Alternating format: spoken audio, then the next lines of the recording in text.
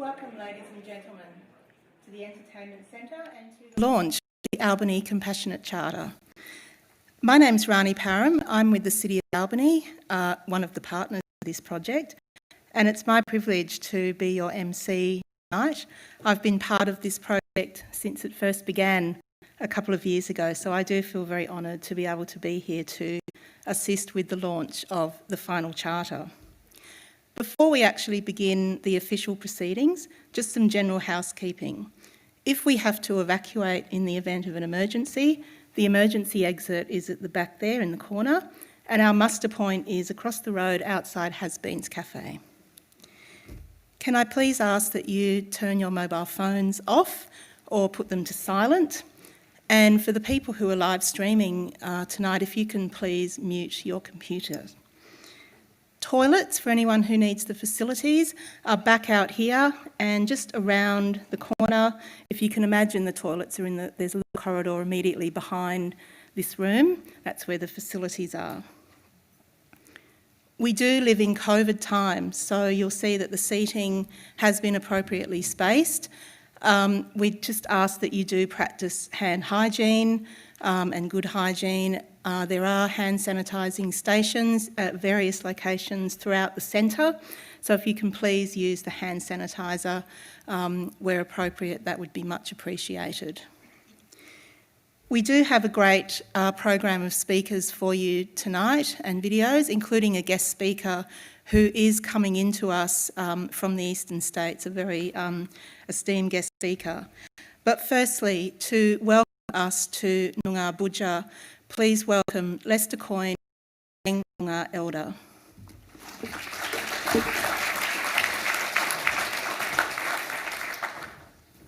Thank you, Rani.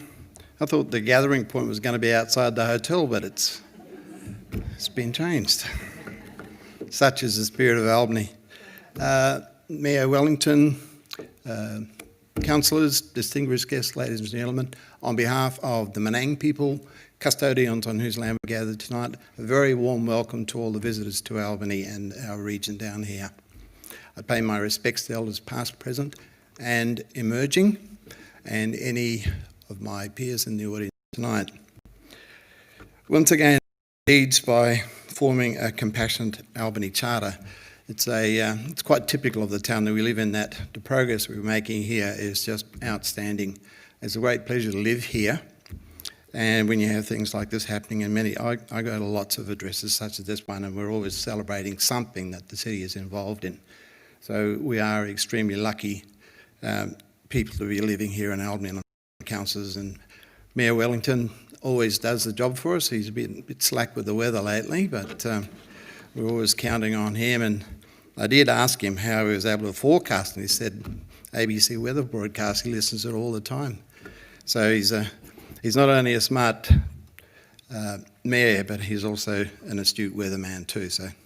But thank you very much for the invitation to come and speak tonight, and offer that very warm welcome to you. I also would like to acknowledge the Wirraman people, which is off to our east from here, and we have another tribal group that starts from Katanning up, and that's the Goring people.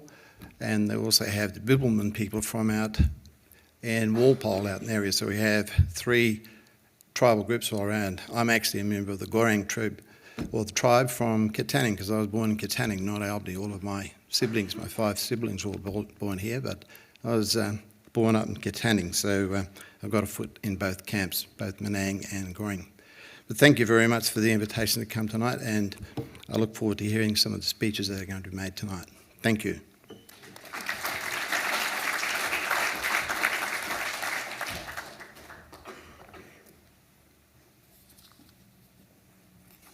Thanks very much for that, Lester.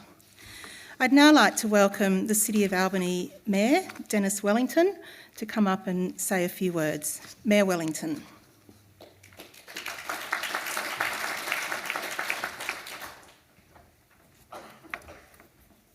Thank you very much, Rani. Good evening, everybody, and thank you very much, Lester, for your welcome to country. The comments about me as a weatherman is not that accurate. I can remember my father saying to me as a kid, because we used to live in Vancouver Street, he said, "Look out over there." He said, If you can't see the hills over the other side of the harbour, it's raining. If you can see them, it's going to rain. And that was about as good as he got with our weather in Albany. I'd like to acknowledge Dr. John Rosenberg, Leanne Durrington, who's the head of WAPA in WA, Leslie Pearson and the Compassionate Communities team and the Compassionate Communities Steering Committee and the hospice for the support for this project. It's one of the things that has been pointed out to me that Albany is the first place of a town of this size or anything reasonable size in Australia that's adopted a Compassionate Communities Charter, and something that to me it's the last bastion of the amateur. The first bastion you run into generally in life is when you get married and have kids, and there's no education that you get for having kids or anything like that, so the amateur part comes in there. And then you get later on in life, hopefully it's later on in life, that you get to a stage where death becomes another thing. And again, it's the last bastion of the amateur. There's no school you can go to learn how to deal with it, etc. And in my case, unfortunately, I ended up dealing with it pretty early in life because my younger brother got ill when he was 18. And I cared for him for about 5 months, and I was 26 at the time, so he was a good bit younger than I was. And he had a thing called Ewing's tumour, which is bone cancer in the hip, and it took him 5 months to die. And that was an education and a realisation that this ain't necessarily easy street. And then talking to my father 3 years later in hospital after he'd had a stroke and he died.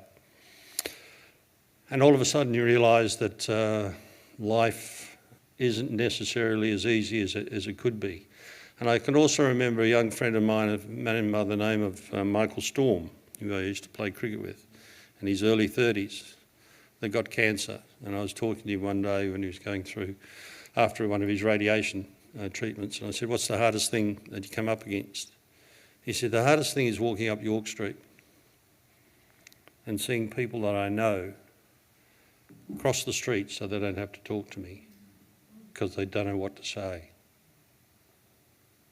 He said I mean, I love to see them, I love to talk, but they don't know what to say. They feel so uncomfortable they used to cross the street. And that resonated with me at that time, that we've got to learn a lot more about it, because we're all going to get to the situation where you're going to have to deal with death and dying.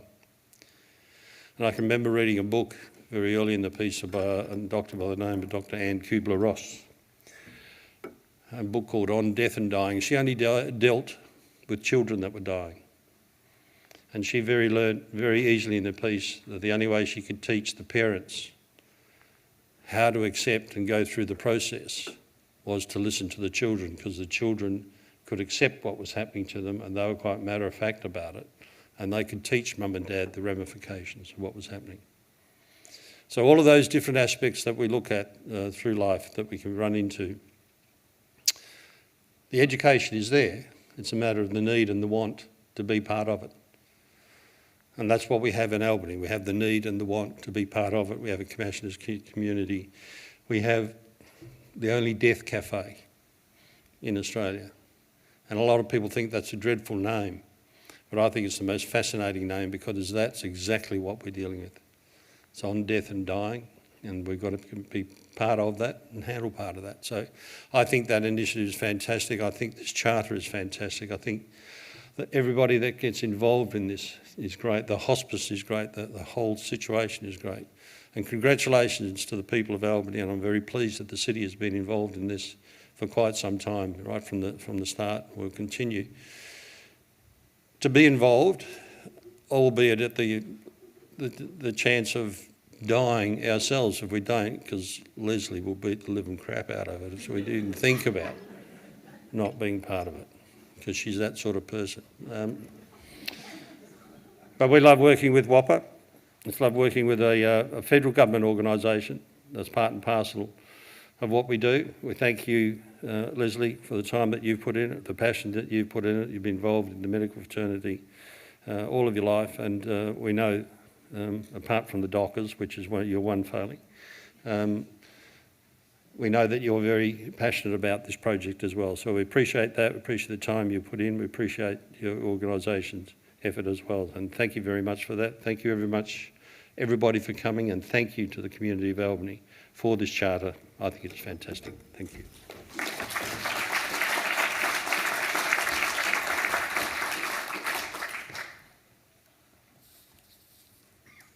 Thanks very much for that, Mr Mayor.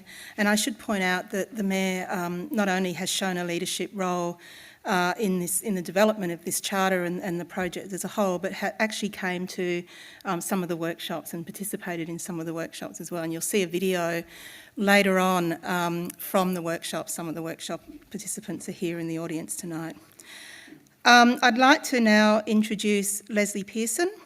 Leslie is the Regional Manager, Great Southern, with the WA Primary Health Alliance and is the lead project partner for this project. Please welcome Leslie Pearson.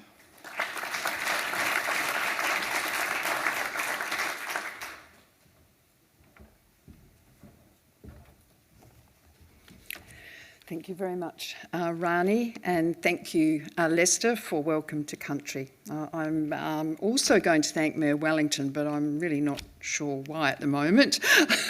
Though I must say, one thing about Dennis is he always speaks from the heart.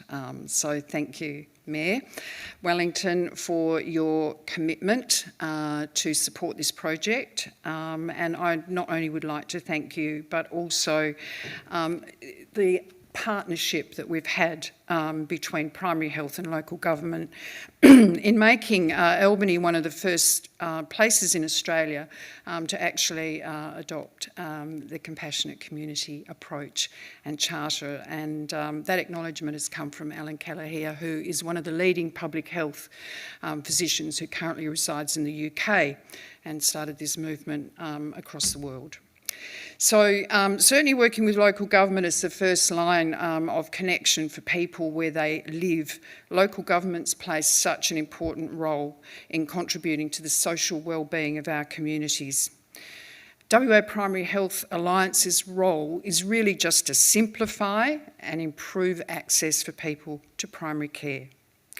The partnership with the city supports our newly released strategic vision, which is about what we've adopted for this region as part of our local committee, is about empowering people and communities and promoting and prioritising an integrated health system.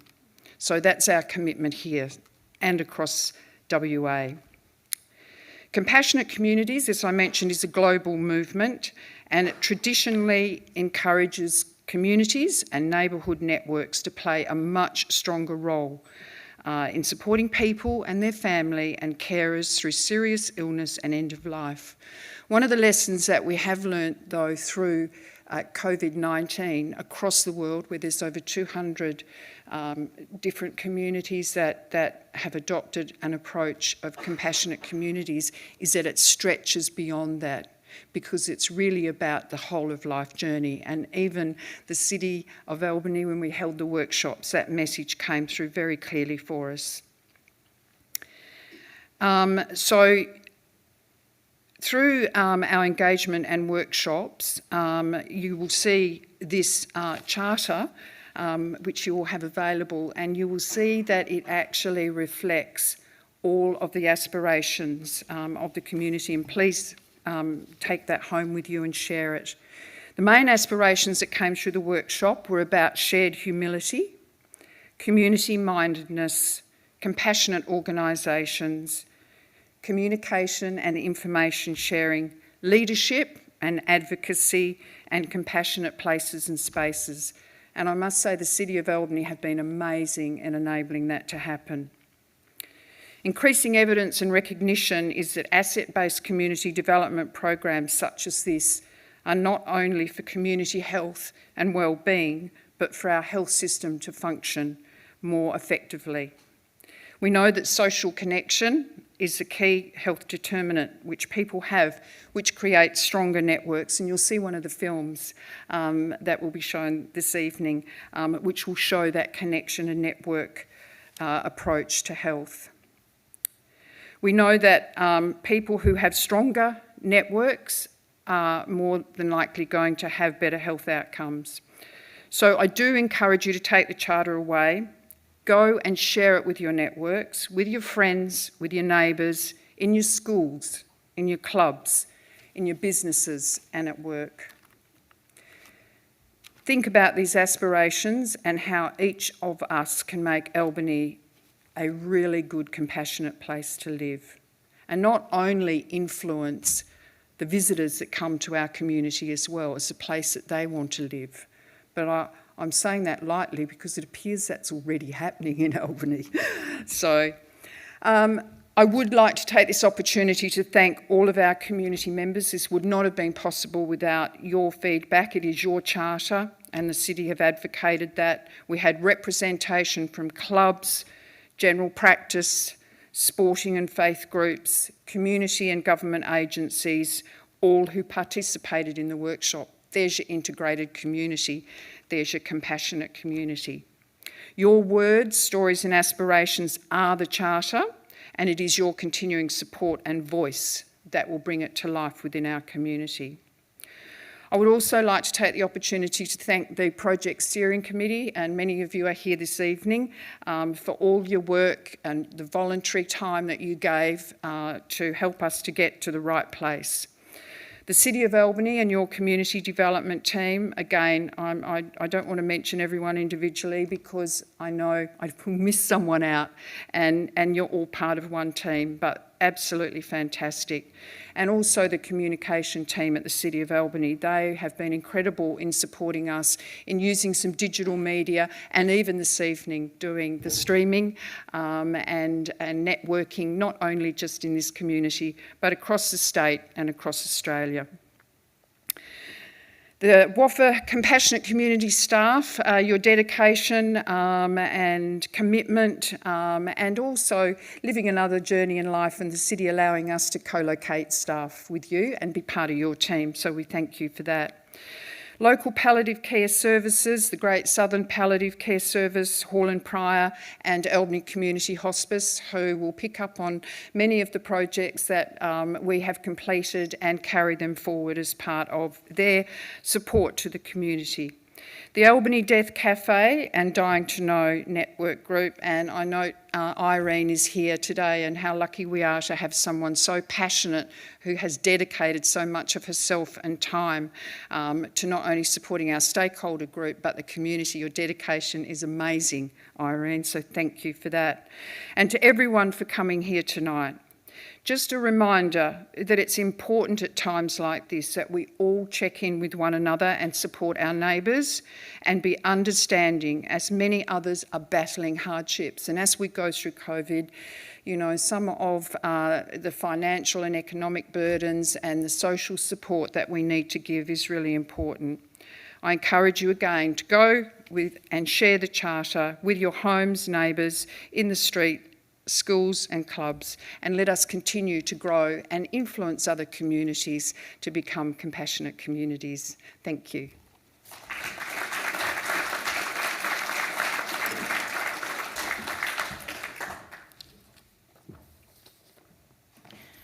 Thanks very much for that, Leslie. And I don't think it's overstating it to say that Leslie's passion and her enthusiasm and her drive is probably a large part and parcel of why we're here tonight, certainly pushing through the project and getting the charter to come to fruition. So how did we get here? Leslie mentioned that the Albany community has been engaged throughout the development of this charter, and in that sense it is quite unique to Albany. The Mayor mentioned that this is the first, we are the first, I believe, Albany, the first place in Australia to adopt a Compassionate Communities Charter, and the workshops and the community input and participation from members of our community has helped enormously with that. So the community workshops and focus groups commenced in November 2019 and ran through until February 2020. A total of 144 participants attended 6 two-hour workshops and 5 special interest focus groups. A total of 53 organisations, community groups and clubs were represented in these workshops. For further information, you actually do have the charter itself on your chair, but there is a compendium report that accompanies the Charter, and that's got a lot more detail in there about the workshops and some of the analysis that for how the themes were derived. So just on the workshops, I guess nothing tells us better than showing rather than telling. So we'd like to show a video now that was compiled, taken throughout the workshops and compiled so that we can show you how that document came about and some of the feedback that came through those workshops. We do have some of the workshop participants who are here in the audience with us tonight, and I'd like to mention those people. So a special thanks to Jasmine Reeves, Dave Scriven, Jen Dodson, Roy Jambor, Kate Thomas, Rebecca Stam, Jeff Griffiths, Jeff Dennis, Mike Lane, Kathy Parker and Tracy Blasco. So we'll play the video now.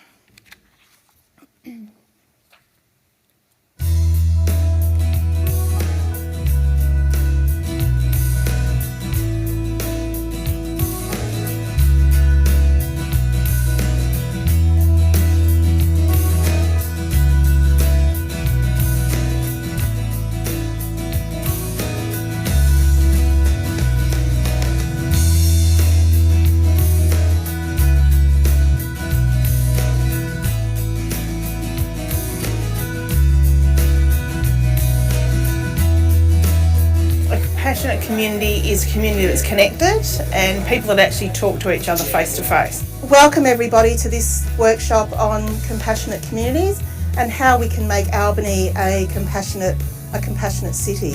Today we've talked about what we're already doing really well as a compassionate community, what can we do better, and then finally we talked about how can we really keep growing and improving and what are the main things we can build on now. All of the volunteers, everyone who knows about it really can be a leader and go out there and spread the word. It's too much for one person. It's got to be a community responsibility.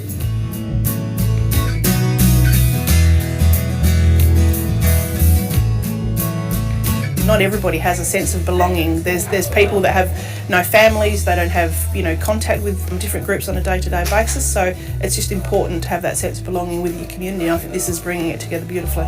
There's people from different areas of expertise, walks of life that have different ideas, and once you pull them all together you can get a really big picture on what's going to work really well in your community and how we're going to get the message out and actually connect everybody up. I think it's more of a blessing to give than to take, and I think in the heart of every person they want to give, but they're looking for that avenue of where can I actually give.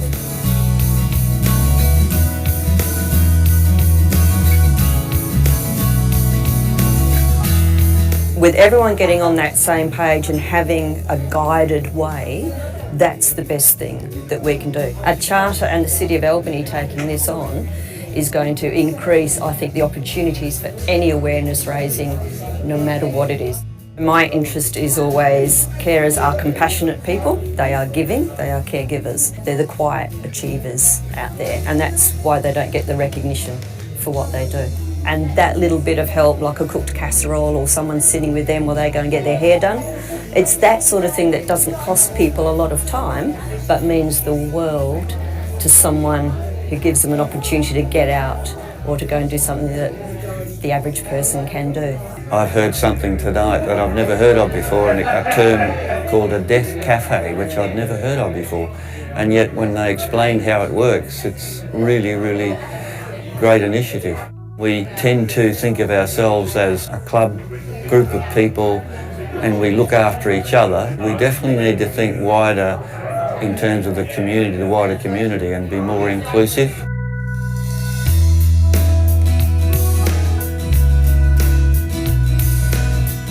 One of the topics that came up was the fact that I think we do really well in terms of getting to know your neighbour, which is really important. I'm really enjoying and learning so much from the older generations and how much wisdom they've got to pass on. So we've kind of been talking about ways that we can support the community a little bit more with grieving and ways that we can connect young people with the older generations.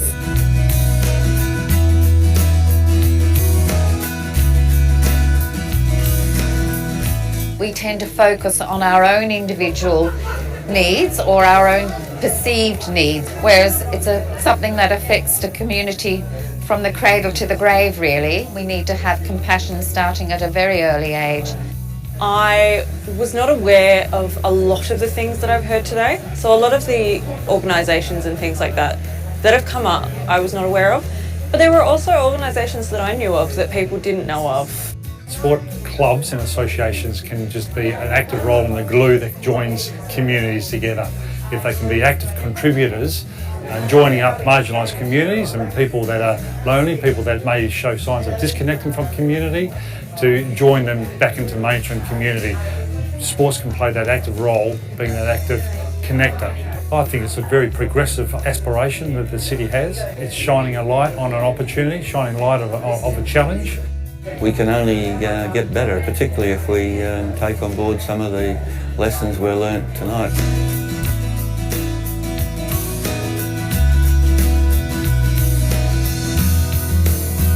It's a step in the right direction. We're recognising there's a fragmentation in our community, and we're recognising there's some really good things happening, and we're just looking at what we can do, how we can tweak it, what new things we need to do to move it forward, to build community and build into each other's lives. That's part of being in a community. Someone's got your back a bit. It's not perfect, but someone's got your back a bit. The flip side is, to be a good, functioning, healthy community, you probably need to have someone's back a bit too. It's exciting to live here and be part of this, but get involved, ask yourself, what can I do to build a better community?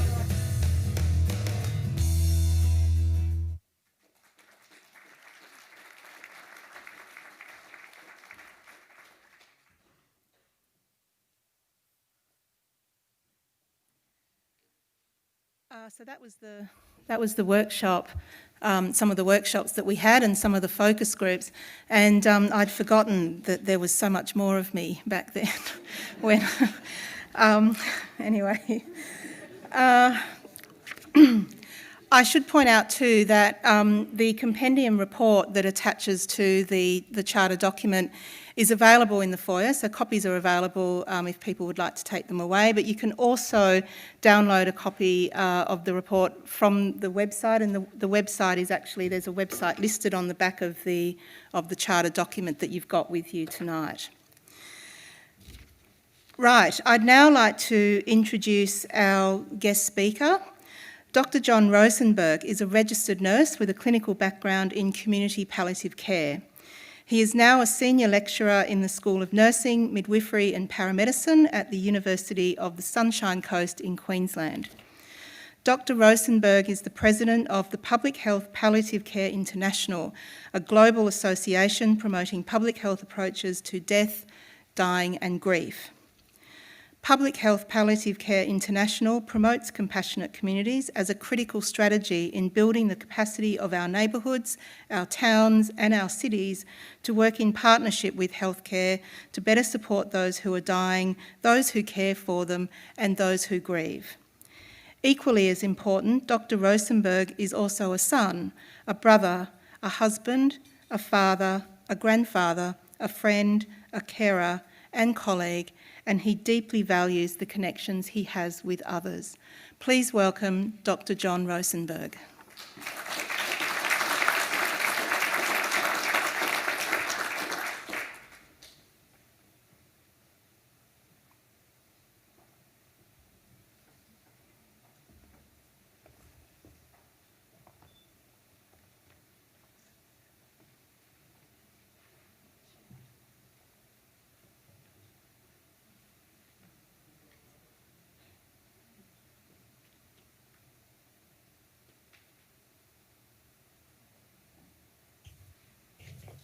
Hello.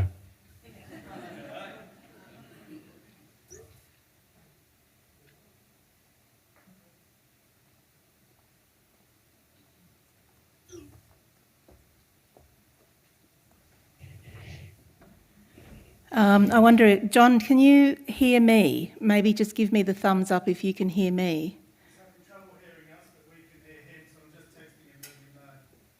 Okay, all right. Bear with us, ladies and gentlemen, while we fix this minor technical glitch. There's always something with the online stuff.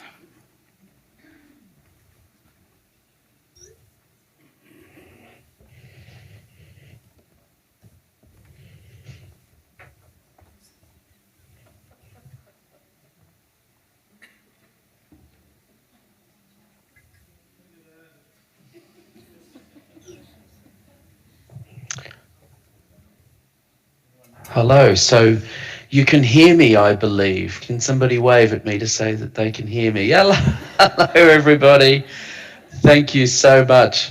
I was a little overconfident that I had mastered video streaming, but thank you for your patience while we sorted that out. Yes, my name's John Rosenberg, and I'm the president of Public Health Palliative Care International, which you can see behind me. There's our logo. I'll talk a bit more about who we are and what we do a bit later, but I'm first of all just want to thank the organisers for inviting me to speak with you briefly this evening at this very important launch. I can't hear you, but I believe that I'm sure that things have gone really well.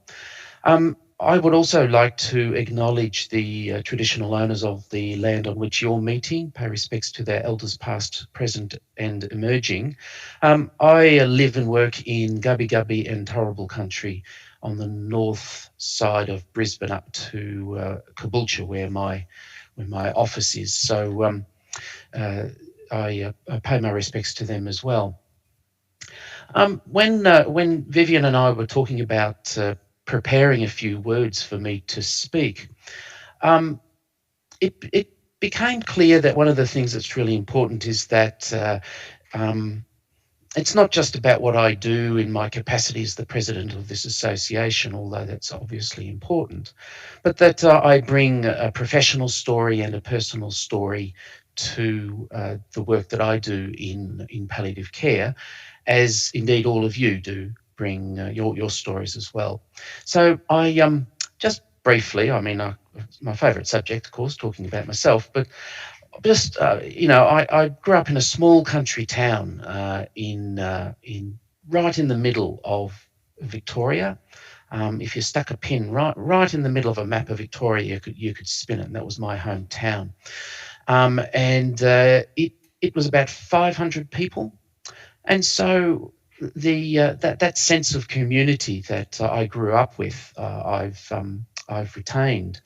I know that in my introduction, it's noted that I am also a son, a brother, a husband, a father, grandfather, friend, carer, and colleague, and it's these connections with others that I value so deeply, and so much of that has come from living in a small country town, and of course you living away from the big smoke yourselves, I think offers opportunities that big cities don't necessarily always offer. Before I talk about my personal story, I also would mention that my professional background is as a nurse and a community palliative care nurse. And so one of the great privileges of my working life as a clinician has been travelling with families as they journey through the experience of dying and death and grief, and that was the source of enormous fulfilment for me, to be a part of something that was bigger than my professional role, entering into the home of another person and supporting them in their dying journey was a privileged position, and it's something that I will always value. I've been a researcher and an educator in higher education in universities since about 2002, and in that time I've also focused very much on community, on its capacity to respond to the needs of those members who are dying, who are caregiving, who are grieving, and really begun to think about not just the clinical services that people may need at home, but that people belong to families and friends and networks and townships. And it's that really has brought me into a public health palliative care approach, which I'll talk a little bit about more a little bit later. So anyway, back to this pinhole in the middle of country Victoria. In case anyone knows that part of the world, is a little place called Stanhope, and it is just west of Shepparton. Has anyone heard of Stanhope? Raise your arm. No. Oh, we do. Well, you know, one in a crowd is more than usual. It's a very small town in a very large swamp, and you know, I know what it's like to live in a town where everyone knows your business, but it's also a town where everybody rallied around. And so my personal story is about 22 years old. My brother and his wife still live in Stanhope. And 22 years ago, their first child was born, a daughter, Alice. And it was a terribly difficult birth, and it became obvious very quickly that she wouldn't survive. And so in this really terrible set of circumstances, they brought Alice home to die. Of course, there weren't the physical demands that come with caring for an adult, but in many ways their journey was the same as many families' journeys are. The uncertainty and even about the minutes and hours ahead, not even the days and weeks ahead. There was heartbreak, of course, and a certain reluctance to accept the help that was offered, and then an openness to accept the help that was offered. And for my brother and his wife, it was on their terms. But what happened in that small country town was that they provided palliative care to Alice. It was the town that supported my brother and his wife and their daughter in her dying and in their grieving. And you know, in a small town where everybody knows everybody's business, apparently, there was some couples who just quietly visited my brother and his wife after Alice had died and said, we lost a child 30, 50 years ago. And, you know, and shared that kind of shared experience with them. They got extraordinary moral support from friends, and they got practical support from town folk. They said that they ran out of freezer room for all the meals that were left on their doorstep. And really good health services from their GP and a small but really extraordinary team of community. It was these circles of care that really became the end of care and gave Alice and her family the sort of end of life that she needed and that they needed for her. So it's these networks, I guess, that underpin compassionate communities, and it underpins public health palliative care.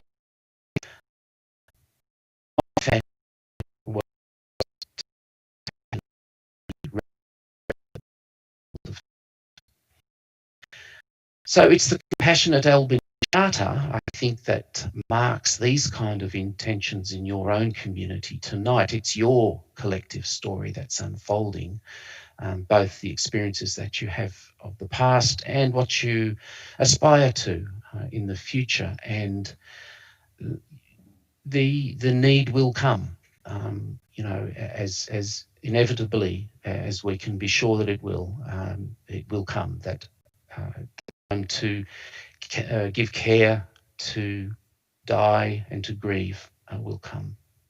And caregiving is hard slog, and it's a responsive community network that can address some of the challenges.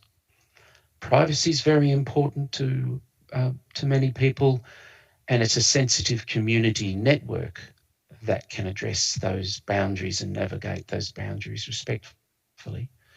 And dying can require complex clinical care, and skilled service providers working in partnership with individuals and networks and communities can create a place and a time of care that responds to these complex needs and makes dying what we know it to be, which is a normal part of life. The video that you're about to view of Heather and Tony's story showcases, I think, so much of what's possible when this is done well. Of course, it will speak for itself, but I would emphasise that the care and support they received was not the end of that story. There is a longer term benefit to the community as a whole, and I understand, Heather, that you are in the room this evening, and I acknowledge that you're here. I'm just looking at the backs of heads to see. Hello. Thank you so much for sharing the story that you and Tony have shared. In this story and in the statement of your intentions that you are declaring this evening in your charter, you're acknowledging that you have these skills and you can learn more, that you see the assets that your community has and you can see how your community can develop. A compassionate community is more aware of caregiving, dying, death and grieving. In many ways, what you're doing in Albany demonstrates the work of Public Health Palliative Care International. So briefly, I just want to tell you who we are as an international association. We're focused on approaches to end-of-life care, dying, grieving and death that sees communities and healthcare services, including palliative care, as equal partners in providing the quality care and support that people need. So whether it's a street or a neighbourhood or a town or a city or a state or even a country, Public Health Palliative Care International promotes that the citizens of these places can enter into both formal and informal partnerships. And I think part of what we're learning from COVID is that we have this capability in our communities. I live in a long cul-de-sac on the outer north side of Brisbane, and we discovered that we could have a Snapchat, is that what it's called? One of those anyway, a little group that we all communicate with one another. It started during lockdown and it's continued. And it's for end of life in all of the ways that happens in our communities, that partnerships between citizens can enable end-of-life care to happen to its greatest fulfilment. We have what we call the Compassionate City Charter, and it's one framework that we use and promote that describes how whole communities can fully recognise that illness, dying, death and loss can visit us at any time, and that's a normal part of our lives and of our communities. And identifying your strengths in planning for this fact is a wise thing to be doing. So we work at the association, works with groups of people on every populated continent in the world. And if you want to know more about what we do, there is a website. If you put in Public Health Palliative Care International, it will come up, and you can find out a bit more about what it is. And we're in the process of establishing an Australia-New Zealand chapter of Public Health Palliative Care International, and there'll be more about that, which I can circulate through the network that's meeting there tonight. So it's my great pleasure to be able to present to you this evening at the launch of the Compassionate Albany Charter. I'm confident in your success, and I expect to hear more about it in the future.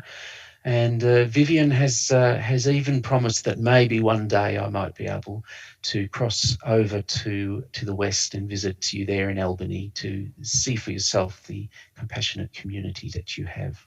So thank you very much.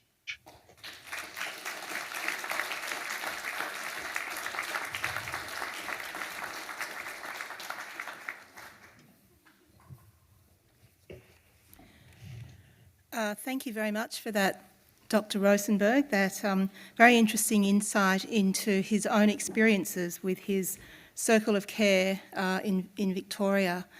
The other thing I thought was interesting about that, we were talking earlier, a few of us, about how COVID has opened up all of these opportunities for us to remarkably stay better connected than perhaps what we were previously, which sounds ironic, but nevertheless I think that it's true. And listening to Dr. Rosenberg talk about his streets experiences with Snapchat, I glanced over at my community development colleagues and saw their heads twitch with the possibility of ideas that we might be able to do something similar here. Unfortunately, no opportunity for questions tonight of Dr. Rosenberg. Obviously, if he was here in person, we would have that opportunity, but you saw the technology difficulties that we had, and we're very thankful that we were able to bring him to us and for him to deliver that speech live, but it means that we aren't able to have that more fulsome engagement with questions. However, there will be opportunity for a Q&A. A special web page has been developed that is hosted on the Compassionate Communities website, where people can, if you're interested, you can post questions, and Dr. Rosenberg has said that he will do his best to respond to people's questions. So that web link, I pointed it out earlier, the web link that's on the back of the document there. So if you head there and you'll be able to find that Q&A page.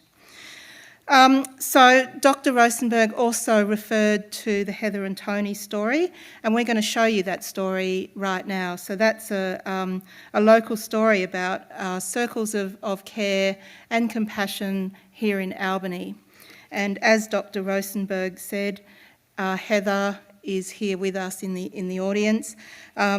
So the video itself is a 12-minute film that tells the story of a couple, Tony Speechley and his wife Heather Sanderson, and the people who came together to support them through the final months of Tony's terminal illness.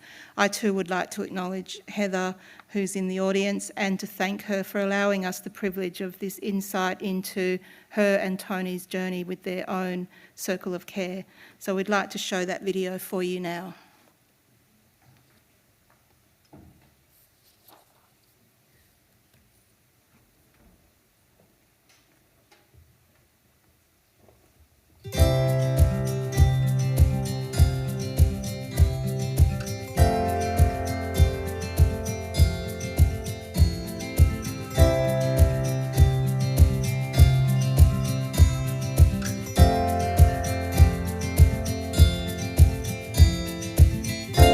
I'm 75, I've had a marvellous life, way beyond anything I ever would have expected, and I don't think there's anything that I would not do again, and it's a bit sooner than I had planned on, but I'm not having any negative thoughts at all about the whole thing. I'm actually finding it an interesting project to see how it develops, and the good, the bad and the ugly. We're fortunate in that Tony is just such a positive person. He doesn't see this as, oh, you know, poor me and this, that and the other. He sees it in life. You know, it's just life. He's had a good life. He's done everything he wants to do. Yes, he'd like to do more, I'm sure, like all of us would. But there's nothing that he can say, I wish I'd done that. Right at the moment, this treatment has reduced the size of the thing in my brain, which is inoperable, of course. And it seems to be stable, but how long it'll be, could be a day, a week, a year, who knows. The standard answer is when you ask 3 months, and in 3 months I'll see 3 months. I used to have a full head of hair, and I haven't had anything like that in 40 years, because I was a marathon runner and a cyclist. We met at the running club, actually, in Perth, We were both runners. We'd finished a run through the park. I'd gone over to speak to some English friends of mine. Tony was talking to them, and about a year later he asked me out. It only took him a year. Heather's a better cyclist than I am, but I've got some Australian titles on the velodromes, and it's been a significant part of our life. We own 27 bikes. Heather's a marvellous carer. In fact, too good. She does everything for me and always has. If you didn't have a carer, I don't know how you'd get on. We saw staying in the Cancer Council accommodation in Perth for long periods of time, 6 and 8 months at a time. And the one we stayed in was the one that was mainly single people, and they had to do everything for themselves, feed themselves, do their washing, do everything. If you didn't have a carer, establishing any of these sort of networks or activating them in whatever form you choose to do it, I think would be quite difficult. We had for many years been riding with the Albany Cycle Club, but of course they're all less than half our age. But then our over 50s club we learnt about. We've been riding with them. Well, they started out just every Wednesday for a long time, and we got to know them. There's quite a lot of couples in it, and it's a very social club. I met Heather and Tony when they joined our bike group, and we rode together 2 or 3 times a week. So we really got to know each other and we got on really well. Tony had finished his treatment and they were trying to decide, do they come back to Albany or would it be easier to stay in Perth? All the services were in Perth, and where they lived in Bornholm just felt to be so far away. And I remember saying to her, where does Tony want to be? And she said, he wants to be in Bornholm, Tony. And I said, well, if Tony wants to be in Bornholm and you're happy with that, let's make it work. For many of us, when we imagine our own death, we often have a place that we're imagining that happening. For some of us,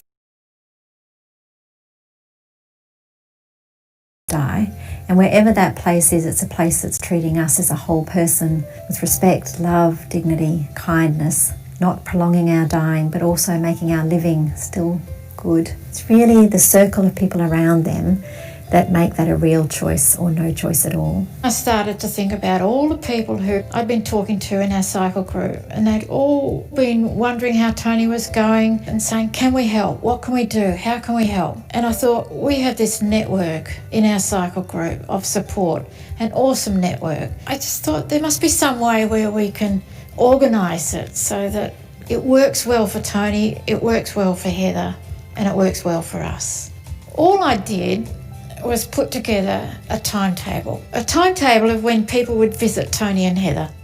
Heather was really reluctant to ask people to do something, to go out of their way, to come out. It was a fair travel, some people it was an hour's drive, and she was very reluctant to accept that help. And I said, if we have a roster, it's like once a month, we share it around, we all do something.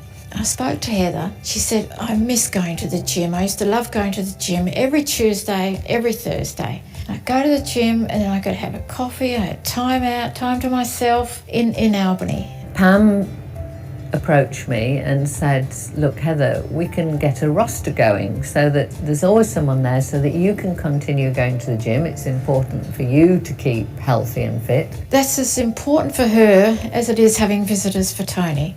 When you're in somebody's house, you're getting to see all their photos, their pictures, what they're doing. It's a much more personal thing. And so we've got to know them at that level. That's been great for Tony, having people come to his place, because he can talk about himself, he can go and get his books out, he can show you things. And when we go out there, all of us, we say, let's go outside, let's have a look at the garden.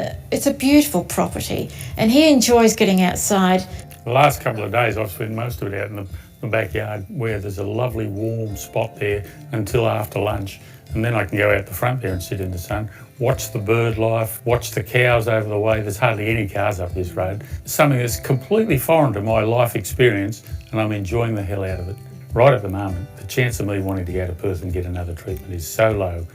It's not zero, but it's very close. I'd rather sit in that chair and look down that valley than be stuck up there in hospital, no matter how good it is, because it isn't going to cure it.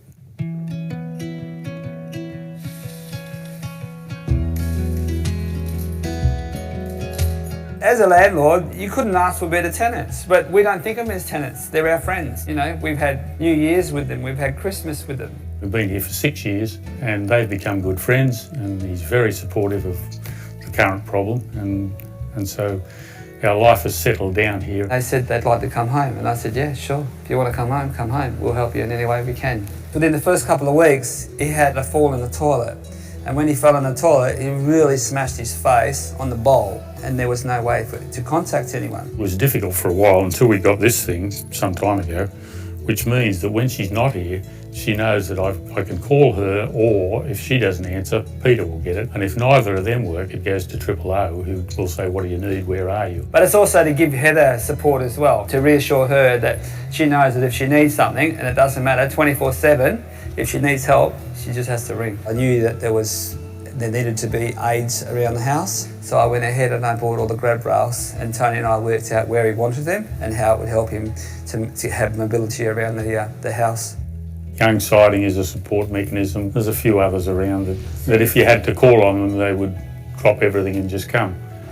Because we're in town 4 days a week, we just said to Heather, if ever you need anything and you just don't want to go out or can't get out, just give us a call, because it doesn't bother us either way. I first met Heather when she came into the shop. She was talking to Stuart for trainers for Tony. The trainer setup is pretty much you can ride your bike in a stationary position. You can go up hills, down hills in a virtual world. Thought I'd take it out and set it up for them. In a small community, it's really good to sort of be connected with your community as a business. What we rejoice in is the circumstances of someone who is loved in their community, whose community feels that they have the capacity to step forward, and that person and their family is able to accept that love and care. I think particularly in a rural environment, the practical solutions that often people are willing to bring to the table, those are the things that get people through. It's about being open to sharing the journey that you're going through in a way that actually allows those that are supporting you to grow as well as human beings. We're a close group. We've become closer because we're doing something like this. We're used to being a supportive group, but this is a different experience. But we're talking about it now. We're talking about the end stages of our life, and we often have conversations about what we're doing amongst ourselves to prepare for that. So those conversations are quite wonderful to have. Everybody's very keen to keep going, and I think as we continue, our growth and our development as individuals in a group will be quite special. The more you see that actually this is just part of life and it's going to happen to me too, I actually think the easier it is for you to die yourself when the time comes. Most people who are involved in caring for someone who's dying find that a really important growth time in their own life when they reflect and learn and perhaps change their priorities, perhaps start to do things really differently themselves. When you give it the dignity of a word such as vigil, that long history of humanity of sitting beside someone who's dying until they're gone and just keeping them company has a dignity and a meaning that sometimes is helpful. And so I think as well as becoming more familiar with dying, I think some of those old words are kind of helpful. It's hard that time sometimes when your job is just to hold a vigil, to respect the person as they still are, to look after their body with dignity. But you know that they've gone into that deep place and that they're leaving you.